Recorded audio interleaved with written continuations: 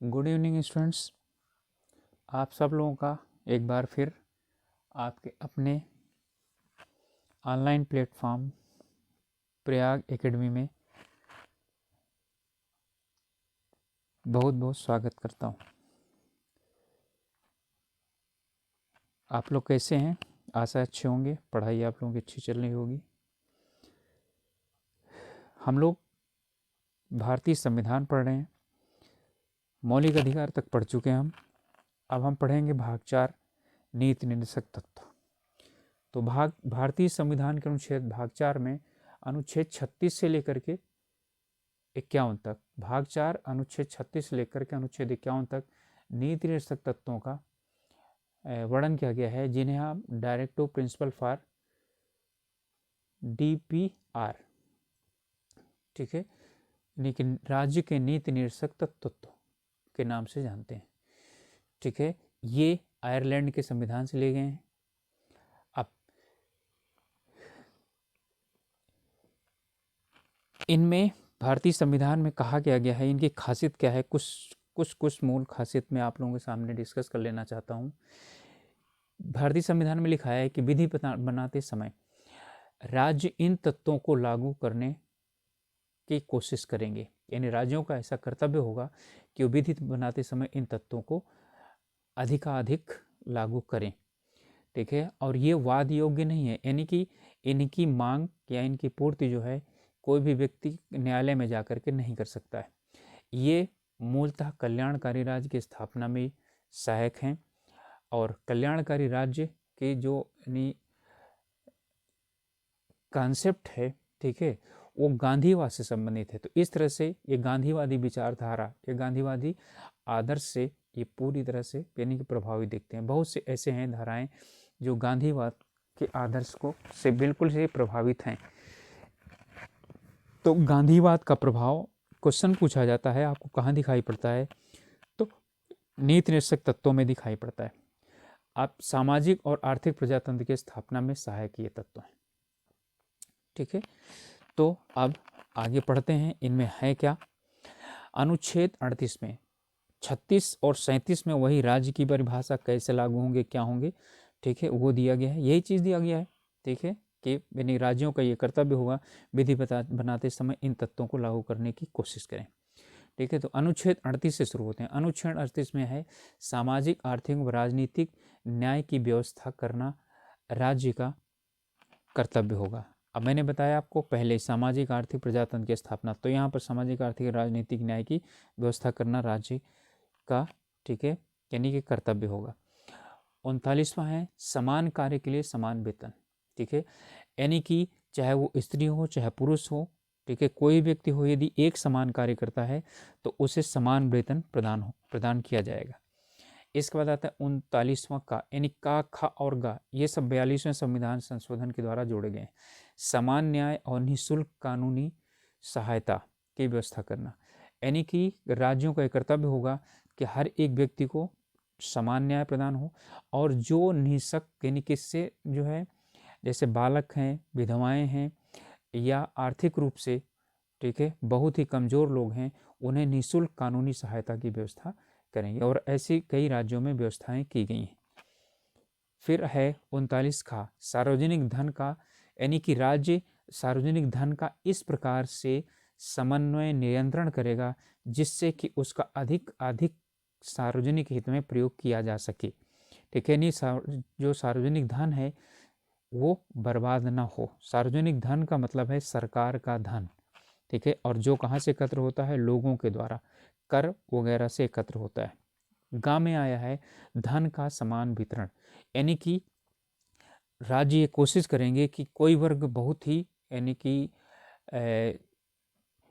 ज़्यादा आर्थिक रूप से संपन्न ना हो जाए, और बहुत से ऐसे वर्ग हों जो क्या चीज़ हों, आर्थिक रूप से बिल्कुल ही कमज़ोर ना हो जाए। इस बात को ध्यान रखना इनका कर्तव्य होगा राज्यों का।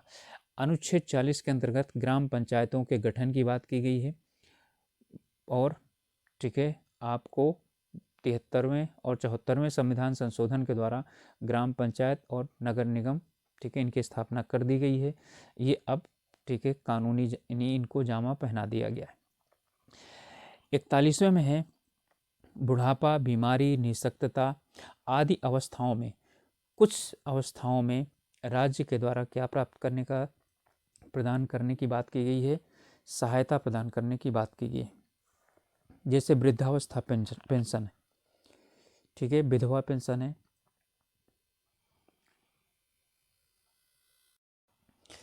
ठीक है। आर्थिक रूप से पिछड़े हुए SC/ST के जो व्यक्ति हैं, ठीक है, उनको भी सहायता प्रदान की जाती है, वो इसी के द्वारा प्रदान की जाती है। फिर है अनुच्छेद 42वें के द्वारा काम की न्याय संगत, यानी कि काम की न्याय संगत और मानवोचित दशा, ठीक है। मानवोचित दशा का मतलब कि ऐसी व्यवस्था हर जगह होनी चाहिए जहाँ पर उद्योग हो या जहाँ पर लोग कर्मचारी काम करते हों, जहाँ पर मानव रह करके और कार्य कर सकते हों, ठीक है। ऐसी वास्तविक स्थिति होनी चाहिए, ठीक है। और प्रसूति सहायता, यानी कि जो स्त्रियां काम करती हैं जब वो गर्भवती हों या उसके बाद उनको जब यानी कि उनके बच्चा पैदा हो जाए तो उसके बाद उन्हें छुट्टी प्रदान किया जाए उचित, और उनका उस समय वेतन आदि ना काटा जाए, ये यानी कि व्यवस्था की जानी चाहिए राज्य की तरफ से। अनुच्छेद 43 के अंतर्गत आता है कर्मकारों, यानी कि जो काम करने वाले लोग हैं उनके लिए उचित मजदूरी की व्यवस्था करना, यानी न्यूनतम मजदूरी की व्यवस्था करना, और कुटीर उद्योग धंधों को प्रोत्साहित करना। कुटीर उद्योग धंधे मतलब घरेलू उद्योग धंधे, जिससे कि हर एक लोग को क्या मिले, व्यवसाय मिले, यानी कि जब व्यवसाय मिलेगा तो लोग, जब व्यवसाय मिलेगा तो लोग क्या रहेंगे,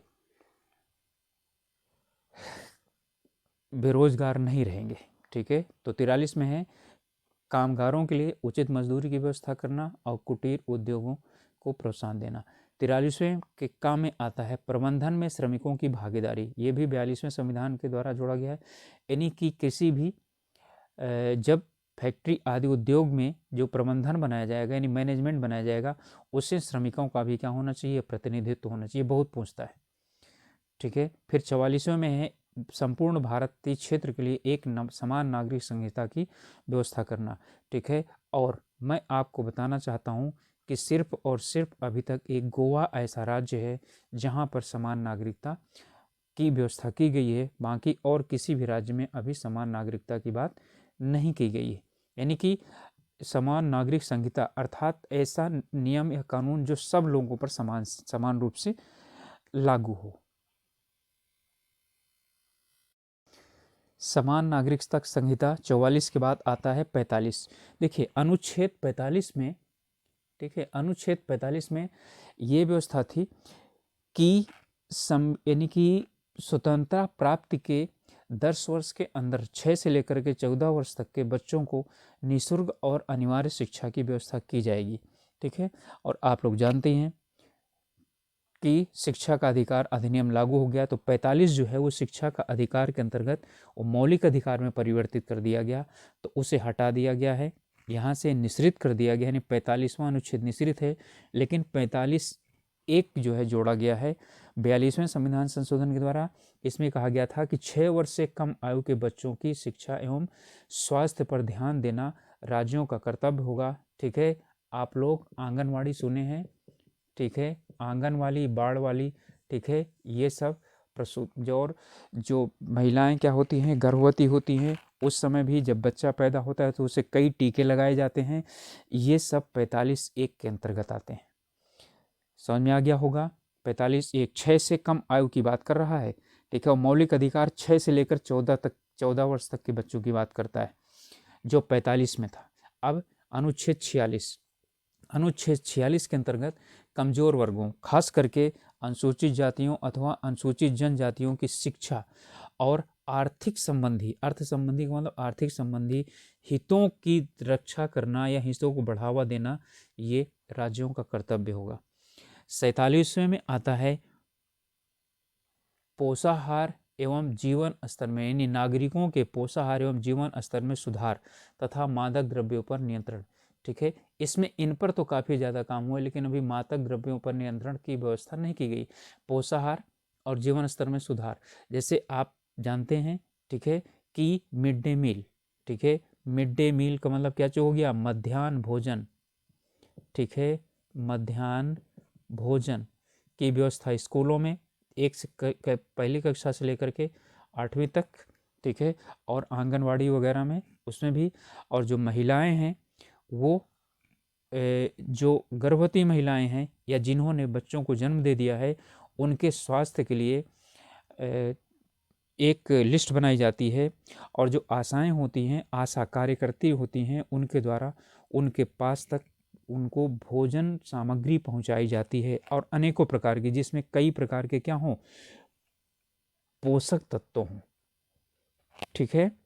ये इन्हीं यानी कि मैं साथ साथ में आपको वो भी बताता चला जा रहा हूँ, इसमें ये चीज़ है। अच्छा, 46 में कमज़ोर वर्गों के लिए, SC ST के लिए क्या किया गया है, कहीं पर भी वो फॉर्म भरेंगे तो उनको फीस नहीं लगेगी, ठीक है। निःशुल्क शिक्षा की व्यवस्था की जाएगी, ठीक है, यानी कि वो यदि शिक्षा ग्रहण करते हैं तो उन्हें फीस देने की आवश्यकता नहीं होगी, ठीक है। तो ये उनको बढ़ावा देने का बात आती है। अब आता है अनुच्छेद 48, इसमें है कृषि और पशुपालन में वैज्ञानिक विधियों का प्रयोग किया जाएगा, ठीक है। अब आप लोग जानते हैं कृषि में, ठीक है, हरित क्रांति, याद आया, हरित क्रांति, ठीक है, इसी का ही एक क्या है, स्वरूप है। हरित क्रांति में वैज्ञानिक विधियों का प्रयोग किया गया कृषि में, ठीक है।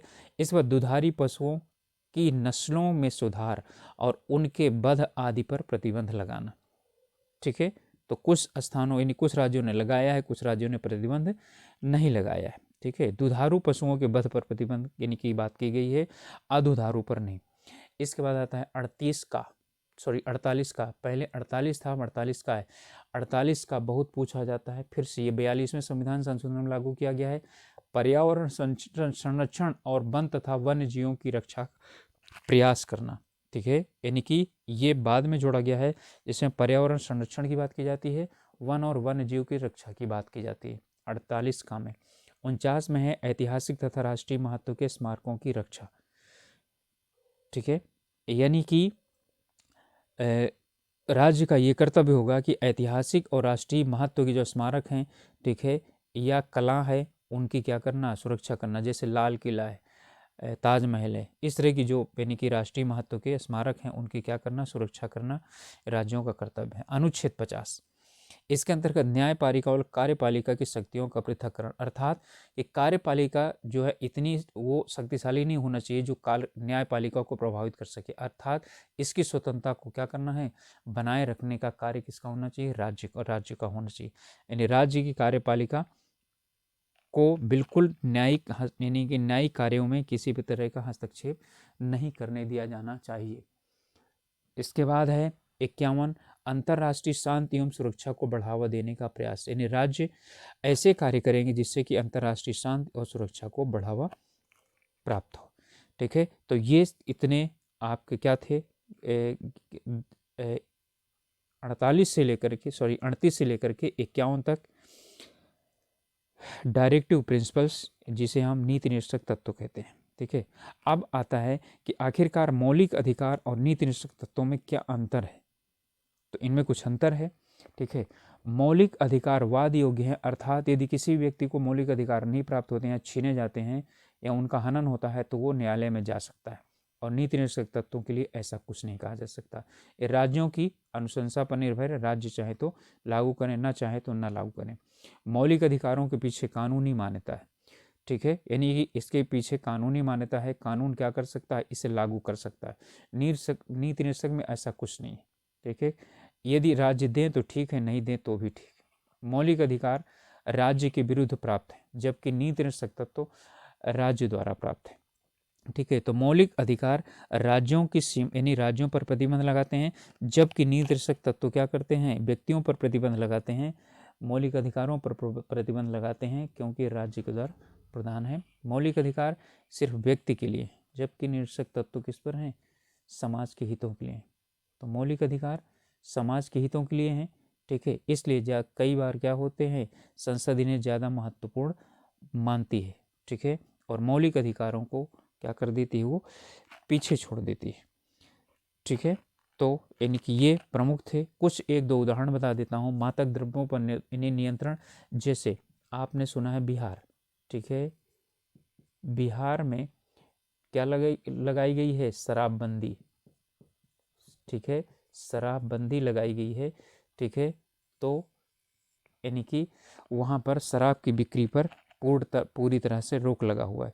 ठीक है, गुजरात में भी शराबबंदी यानी लगाई गई है वहाँ पर, तो मादक द्रव्यों पर। ठीक है, ये इसके कुछ उदाहरण हैं।